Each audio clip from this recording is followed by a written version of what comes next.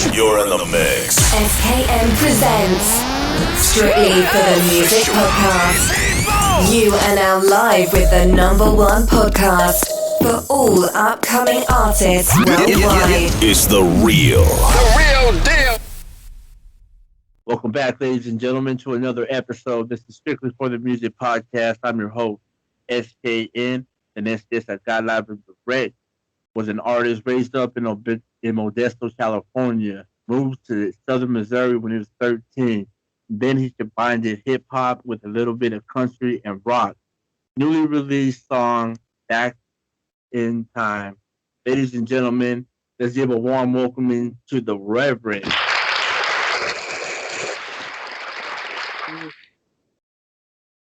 Hey, man, what's up, man? I appreciate you coming on the podcast and giving us the time to cover you, man.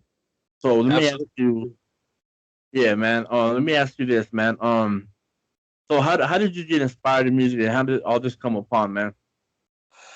Well, you know, see, when I was little, my dad was big into music. So, I mean, as soon as I was, coming of age to where I could understand things and, really figure shit out, I was listening to music and, getting into it. And I was picking these songs I liked, and I was old enough to know what I liked. I was jamming out to Tupac and Biggie and all that, and just kind of went from there. Wow, man, that's dope. All right, man. So let me ask you this, man.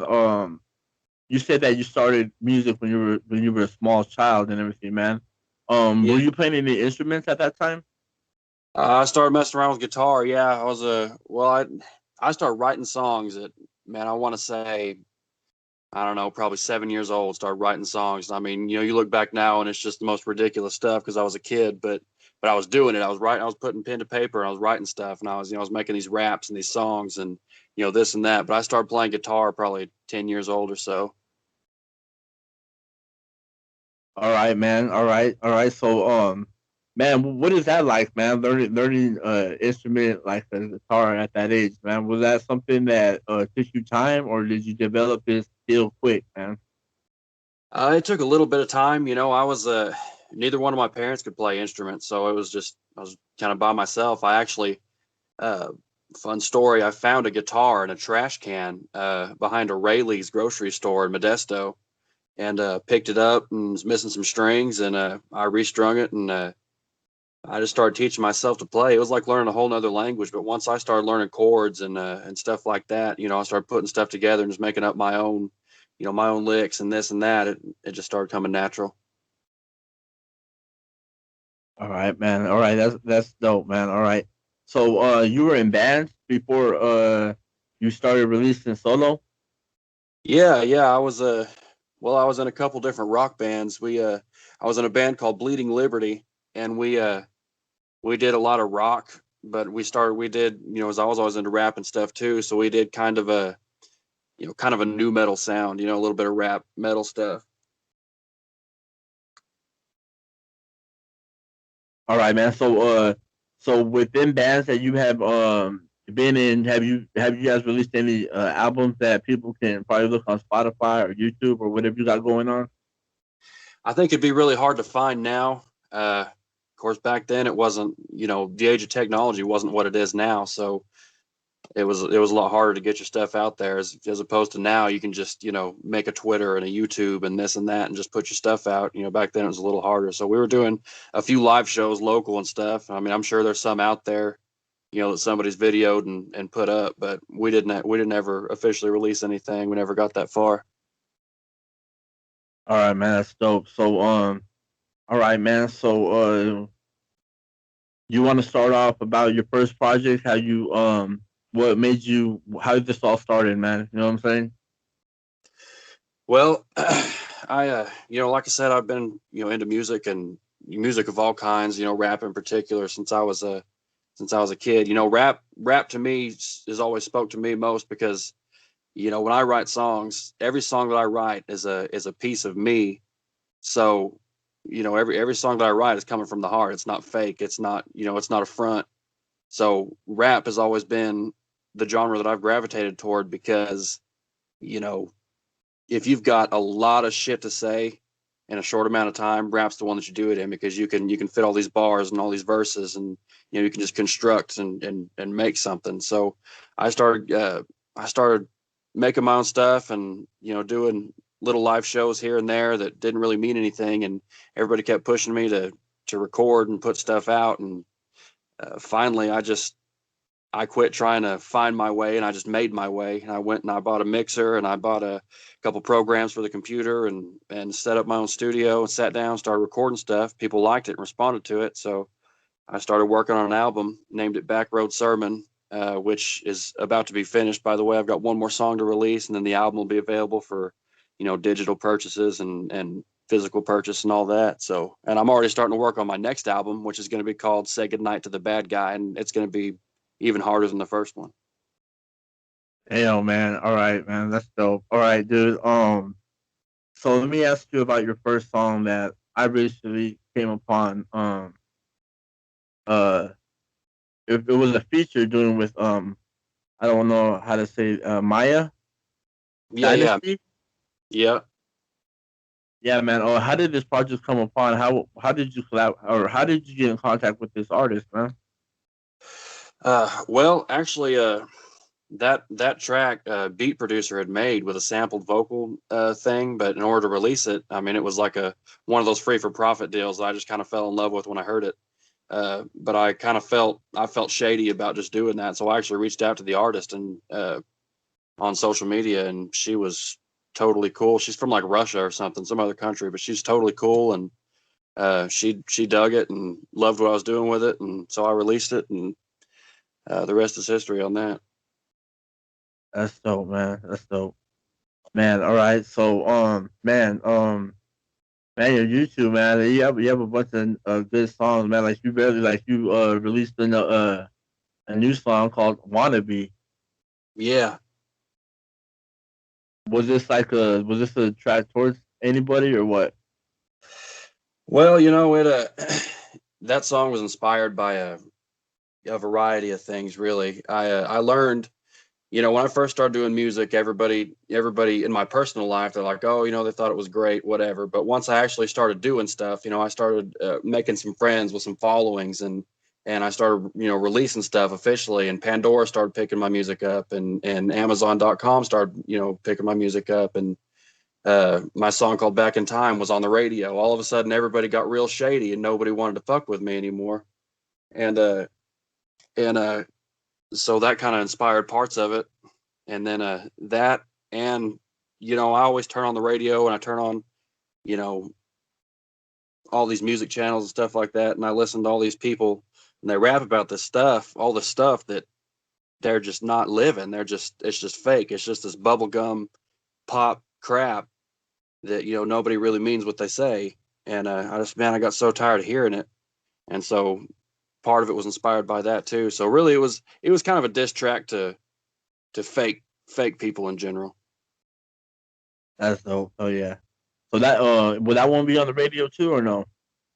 That one probably won't be on the radio. That one's it's pretty explicit, so I don't know if they'll radio edit that enough to do that or not. Most of my stuff is I mean, it's not super explicit, but I do talk about some controversial things and stuff like that. So the radio won't touch a lot of my stuff, but I got lucky with my song Back in Time is all about the 90s, and it's just kind of a fun, chill song to vibe to, and that's how that one ended up getting picked up. But as of right now, I don't know if I've got any other one. Well, I've got another one called Be Alone that may end up hitting the radio soon. So we'll see about that. But the other ones, I'm not sure. All right, man. So let me ask you this, man. So you have two projects on the way. On either or projects, can we expect any music videos from these releases that you got coming? Absolutely. Actually, this project I'm finishing up right now, Back Road Sermon, I've got at least 3 music videos planned. I haven't started shooting them yet, but I've got them planned, and I've actually got a video guy he's getting all this stuff together. I wanted to wait until I finished up the last song on the album and at least get it put out in the stores, even before the albums come in and are available to purchase. I'll start working on music videos. So basically, when you're able to buy my album, you'll be able to go and watch music video. I'll be putting out new music videos as you're purchasing the album. Oh yeah. All right, man. That's dope. All right. So, man, you said that you performed and everything. What was it like performing the first time? Oh, the first time I ever performed it was scary, man. It was exciting. It was a lot of fun. I mean, it was just, your adrenaline is just pumping so fast, and you just, even though you've rehearsed a million times, it feels like you're going to fall flat on your face. You know what I mean? But you go out and especially the first time I ever performed and nobody knew who I was, it's like everybody's looking at you, waiting to hear what you've got to say, and then when I started doing this rap stuff, it was the same thing because, uh, nobody knows whether they like you or not. They hadn't, you're nobody at this point, the first, when you're first performing. So everybody starts listening and stuff. And, the first couple shows that I played rapping, they were okay. But then, about the third or fourth show into it, people started learning my songs. I had releases out and stuff like that. And so, we'd start playing a song and they just start jamming to it and vibing, and it just, everything else kind of shuts out, man. You just go into the zone. It's awesome. Oh yeah. All right, man. Let me ask you this: what's the biggest difference between performing in a band and performing solo as a rap artist?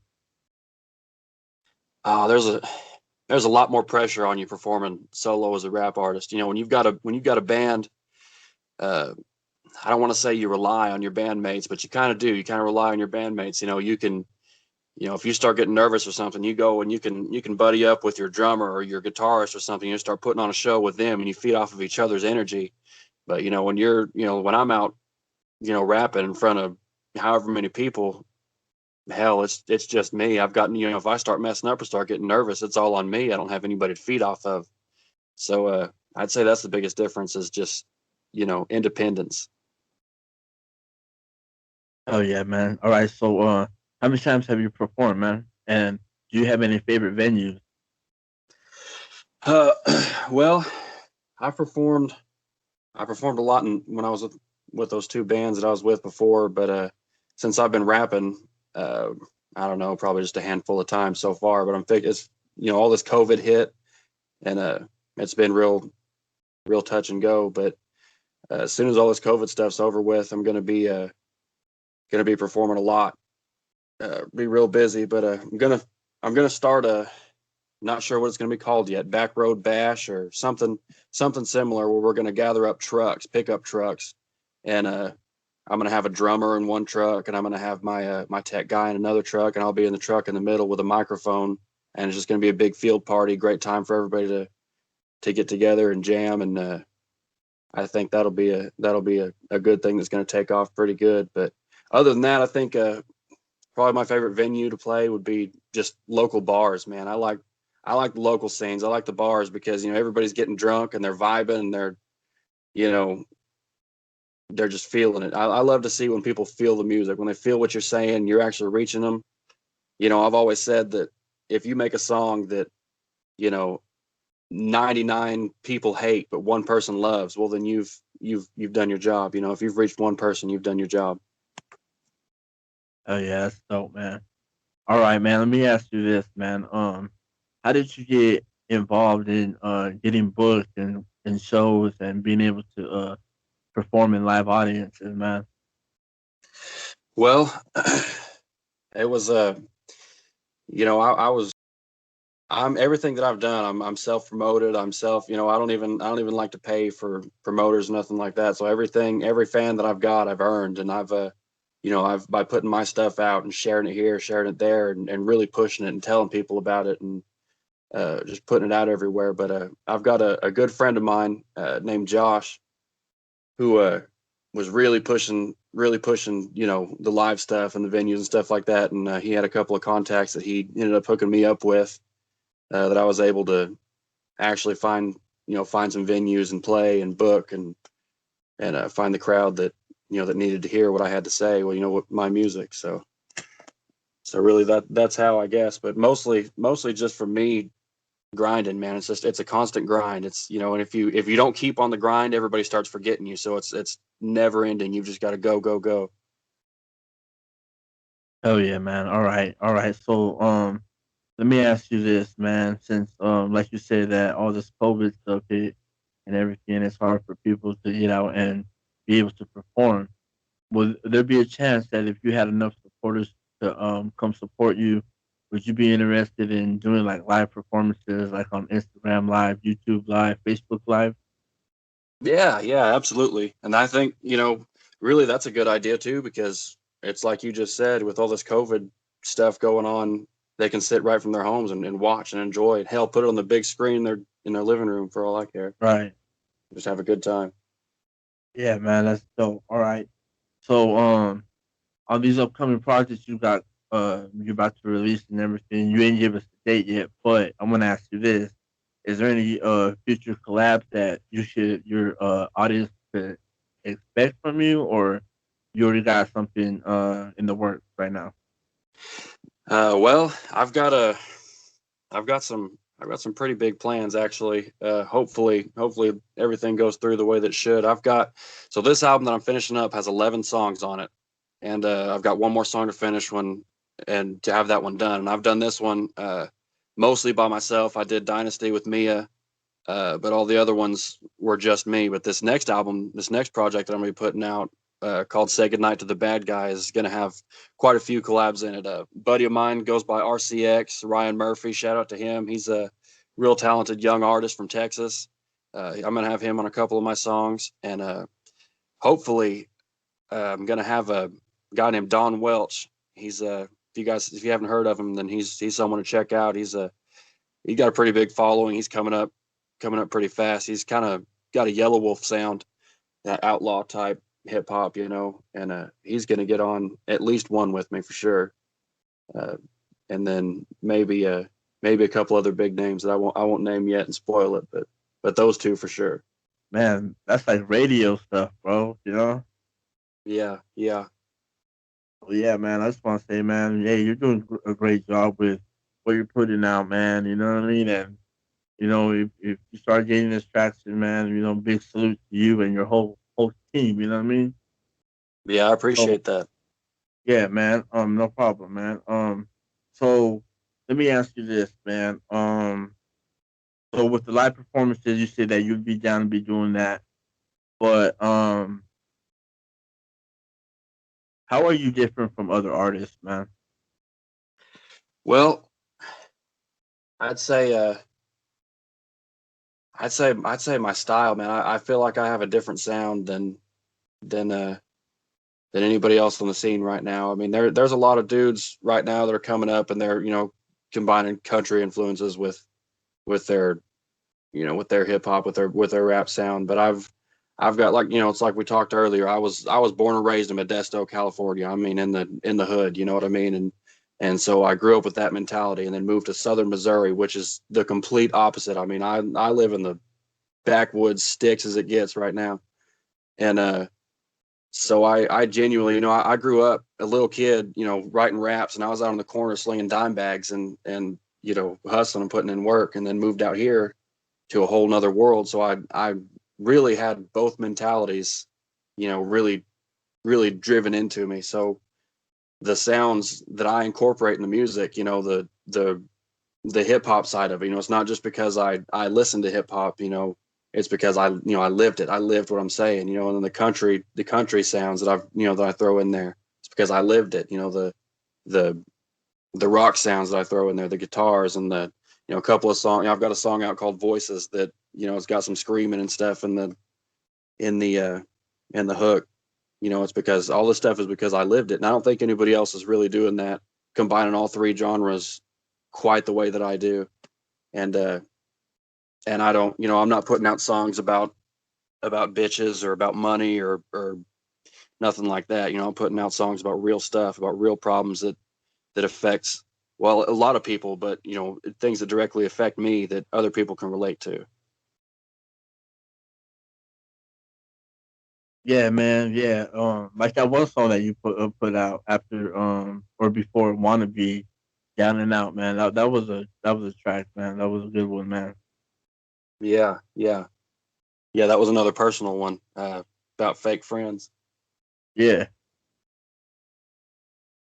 So, did you go through any experiences that made you write this song? Yeah, yeah. I mean, everybody at some point in time experiences, a relationship that they've made with somebody that turns out to not be what they thought it was. A friend that turns out to stab them in the back or something. But I've and I've had a few friends like that, but one in particular, I won't say a name, but one in particular, he knows who he is. Man, I rode with, I put in work for, anytime. I mean, 2, 3 o'clock in the morning, he needed me to come put in work, come have his back, do this or do that, and I was there. I fought for him. I threw hands for him. I did so much for him, and he ended up just turning on me in a really bad way, really, enemy type shit, and it hurt me real deep, and that's really where the inspiration for that song came from. All right, man. All right. So, if you could collaborate with any artist, dead or alive, who would it be and why? Ooh, that's a tough one. Man, dead or alive. I'll give you one better. I'll give you one dead and one alive. So one dead, I'm gonna have to say Tupac, and that's just because I don't mean to sound cliche, but man, I grew up listening to Pac and all his stuff, and I've got so many memories, and Tupac comes on my stereo, and it's just nostalgic. So I'd say dead him, but alive, I'm gonna go with Jelly Roll. I'm a real big Jelly Roll fan these days. Oh yeah, that's dope, man. Oh yeah. All right, man. So, do you have a message for the youth? Yeah, yeah. You know, never hesitate to follow your dreams. If you feel like your passion is, say, music, I'll say music because that's my passion. Your passion is music, rap, and whatever. People are going to tell you, they're going to beat you down, tell you you can't do it, you'll never make it. The market's flooded. You don't ever listen to that shit. You just got to push and push and push. And people tell you suck, get better and keep pushing. Just always keep your eyes on, always keep your eyes on what your heart wants. All right, man. So, who is your music targeted towards? Like the sound that you bring, man. Is this the sound that you're trying to take all over the world? Oh yeah, yeah. I want everybody. I want everybody to hear my shit, and even the harder hitting songs, the deeper ones. Like I put out a song. I put out a song called. Well, I put out a couple of them. I guess I put out one called "Better Days," and I put one out called "Numb to the Pain." And that song "Numb to the Pain" is all about anxiety and depression and dealing with all this stuff. And I put out another song called "Voices" about the same topic. And I mean, that's something that topics like these are something that people all over the world go through and experience, and so many people experience things like this and never ever talk about it because they're afraid to, or because they don't want to be looked at a certain way. And I want everybody to hear. I want to be heard by everybody. I want to reach somebody in every culture. All right, man. Hell yeah. All right. So, favorite bar you ever spit in a verse? Favorite bar I've ever spit in a verse, probably gonna go with the song that I was just talking about, "Numb to the Pain." There's a there's a line in that song that says, "I got the mind of a killer, but the soul of a whore. I've walked these halls and I fell to the floor, but I got back up and I begged for more." I don't know Uh, why, but that's just been one that's really, really spoke to me. That got the mind of a killer and the soul of a whore. That's something that always runs back through my mind whenever I'm going through certain trials and stuff in life. Hell yeah, bro. All right. So, let me ask you this, man. Music guilty pleasure. Music guilty pleasure. Man, you know, I'm not sure. I guess my guilty pleasure would be you're gonna laugh, but I guess my guilty pleasure would be from the '90s, man. Savage Garden. Hell yeah. Savage Garden. Hell yeah, bro. All right. All right. So, let me ask you this, man. If you weren't doing music right now, what would you be doing?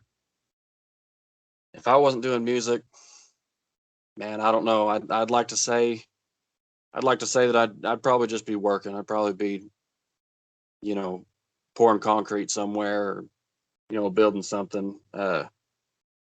Hopefully I wouldn't be, back to selling drugs or doing anything like that. So I think I'd be working. All right, man. So, all right. So 2020 is about to end, man. Do you have any upcoming goals or goals that you want to hit up in 2021? In 2021, I'd say, I would say the goal that I'd like to hit would be,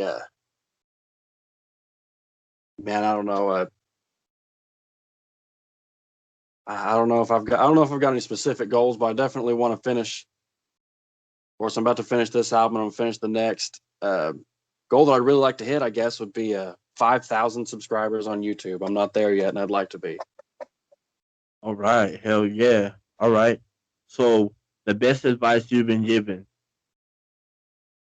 Well, the best advice I've been given actually goes back to something we were talking about earlier.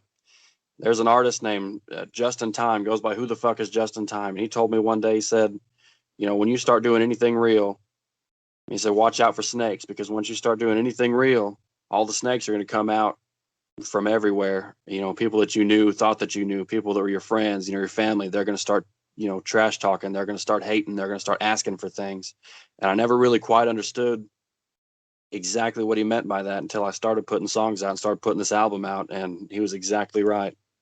So I think that's probably the best advice I've been given is watching out for snakes, because when I first started, I really wasn't watching out for them, but I am now. All right, man. So if you could go back home to Modesto, California, or to your local area right now, what would you say to any upcoming artist that's trying to do what you're doing? Just never stop, man. Just grind, never stop. And this road will beat you down. You'll have critics get on your stuff too. And I mean, for every you know for every person that loves your music, there's going to be someone that hates it. And there's even people that don't hate it, people that secretly like it, but they want to talk shit because they're jealous. They're gonna do it. They're gonna talk shit. They're gonna say this and say that. And it's easy to let them get in your head, but you've got to just keep pushing and ignore them. Haters are fans too. Hell yeah, that's what's up, man. All right. So from here on out, man, how is your music going to evolve? Man, just hopefully just gaining momentum, man. Just keeping on going and gaining traction. More and more people hearing it, and doing music and collabs with bigger and bigger artists and stuff like that. All right, man. So you got any special shout outs you want to give? Yeah, man. Shout out to my boy RCX. He's going to be doing some big things on this next album. So big shout out to him. Shout out to my buddy Josh, for having my back and helping me when I need help. And shout out to you, man, for having me on your show. Oh yeah, man. It's a pleasure to have you on the show, man. Man, I wanted to reach out because I heard your music and I heard the type of uh music you were putting out, and there's nothing I've ever heard before, and I just wanted to cover you, man, because you're bringing a whole different style to this music, man, and I think it's only right for you to have that spotlight. Hell yeah, I appreciate that. All right, man. So let me ask you this: did I miss anything that you want to speak on right now? I don't think so, man. It was a good interview. All right, man. All right, man. Well, you know what? Matter of fact, man, plug in your social media and all your Spotify or whatever you got going for your upcoming releases. You have coming up, man. Yeah. Follow me on Facebook. It's just the Reverend. I'll be the first one that comes up. Follow me on Instagram. I think it's the Reverend _official. Same thing, TikTok. All of them, Twitter. I'm on all that, so follow me on all of it. Keep an eye out for the album Backroad Sermon. It's going to be dropped soon. I'm going to have physical copies available to order, and every physical copy comes with a free t-shirt, so keep an eye out for it. All right, ladies and gentlemen, there you have it, the Reverend. This is strictly for the music podcast.